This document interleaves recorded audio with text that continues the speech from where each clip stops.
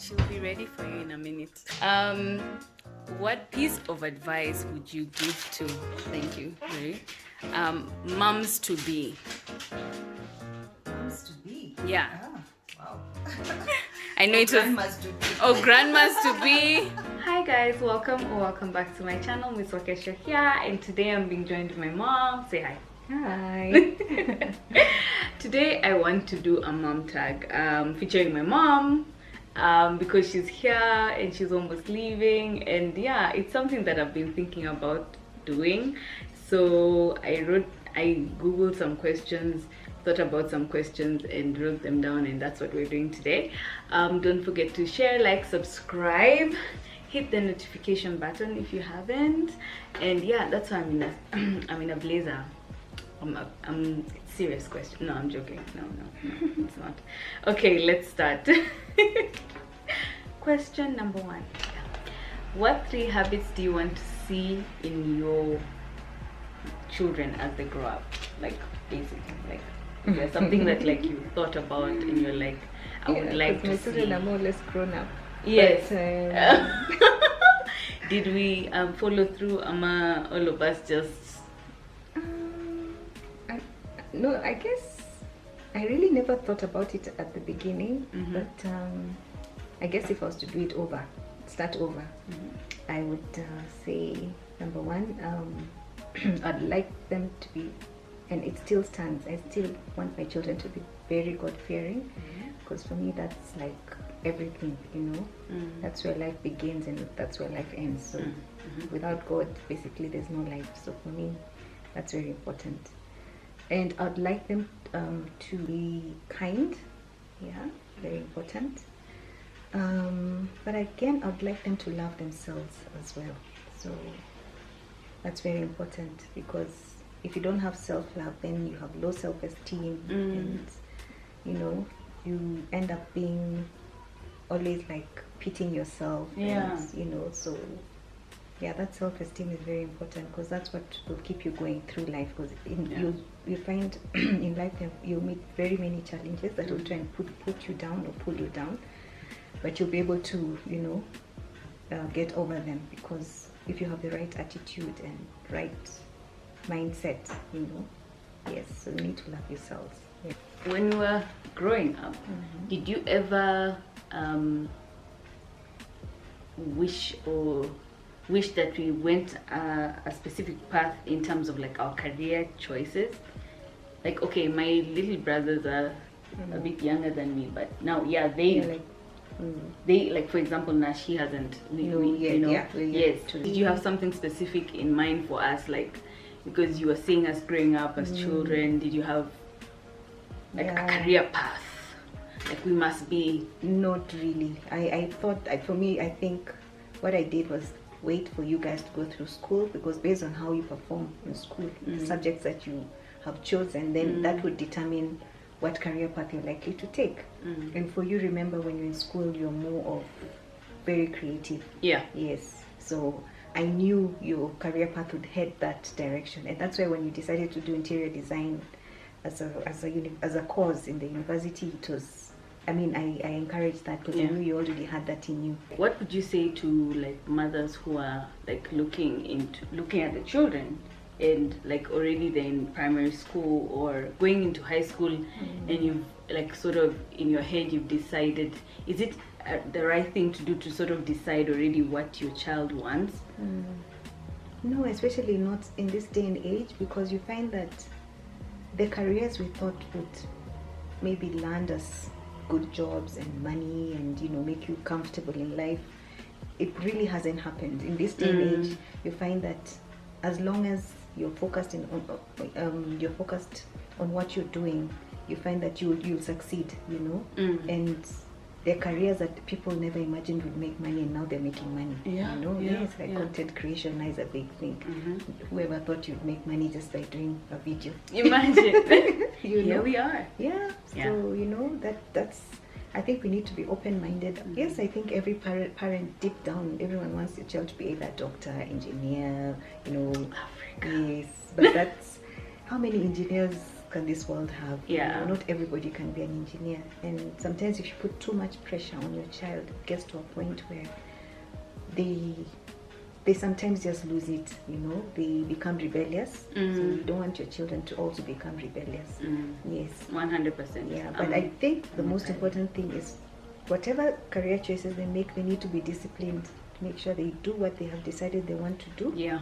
And to finish and follow through and do it well. That's what matters. Speaking of career, now that I've joined the buzz on Honey TV, I just wanted to ask, like, as a mom,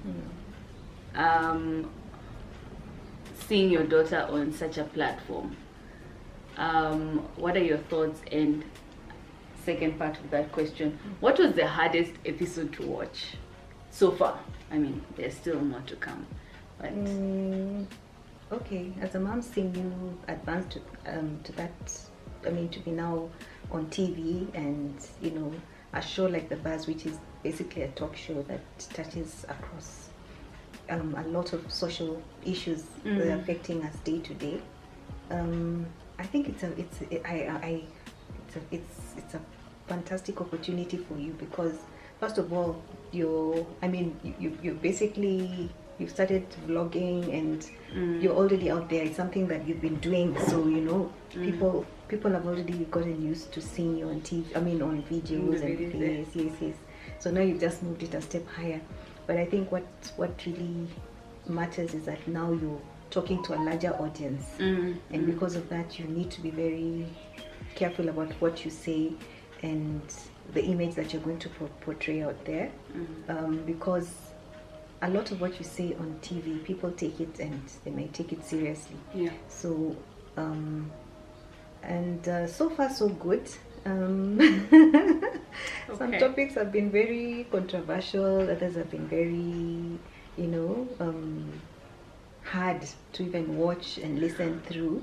But no, it's all good, because some of these topics really touch people, and for me, there are few that have touched me, and I've actually reflected on my own life and my, like when you're talking about your parents and separation, divorce. That's something I'm going through. So really, and it's not. I think for me, I've always looked at it in terms of what it being my experience. I've never looked at it in terms of you, from your eyes, or from your point of view, from the children's point of view. Yeah. Yes, and it gave me an opportunity to actually see it from the children's perspective, and I got to learn a few things as well. So yes, indeed, whatever we're going through, it's us going through, but our children are also going through, and they see what you're going through. Yeah. And sometimes you're trying to protect them, but in fact you're doing more harm than good. So sometimes it's best to just face the situation as it is, and your kids know they'll grow up, they know that you're good parents and you've tried your best. And sometimes you're better off maybe being separated than being together. You know? No. Yes, and you learn to just live with that. Another thing that I wanted to talk about is marriage, and obviously, like, it's easier to marry of the same tribe or of the same country. Did you ever wish, because you only have one of three that are married, but do you, as a mom, wish that your children get married to a specific person or a specific tribe or a specific something? No, at least for me, I really never thought about it. Yeah. Okay, first of all, I thought in terms of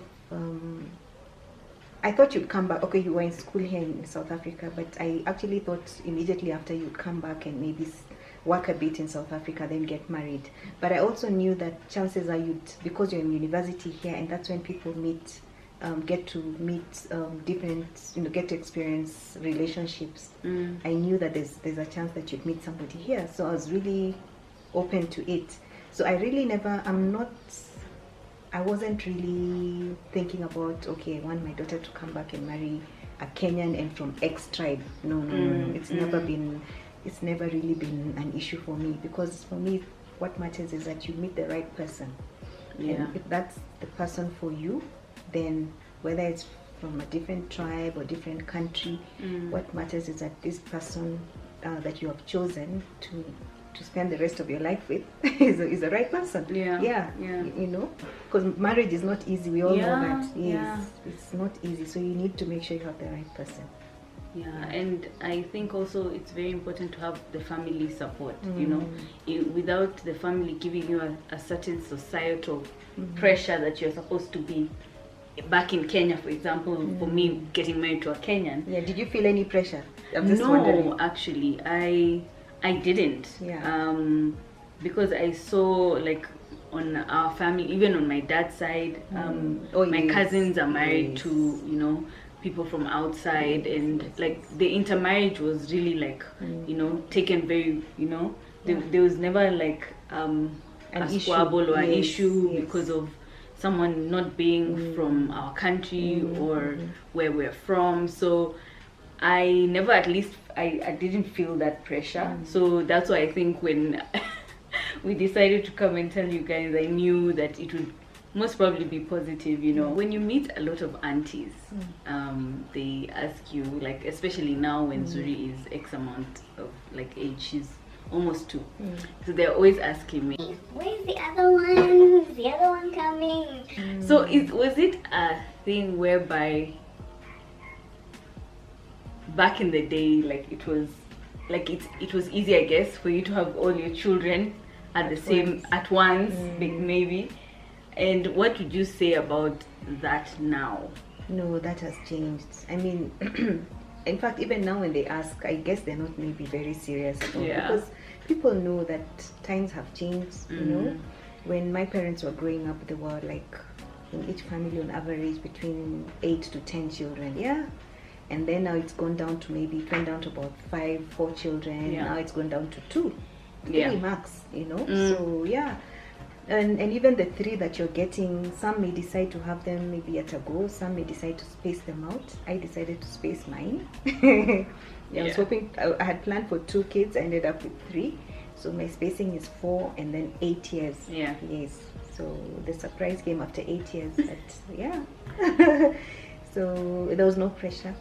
Are your children good friends of yours? Are we your good? Are you your friends? Are we your friends? Yeah, you are my friends. Thank God, because I know there are people who have kids who are not their friends.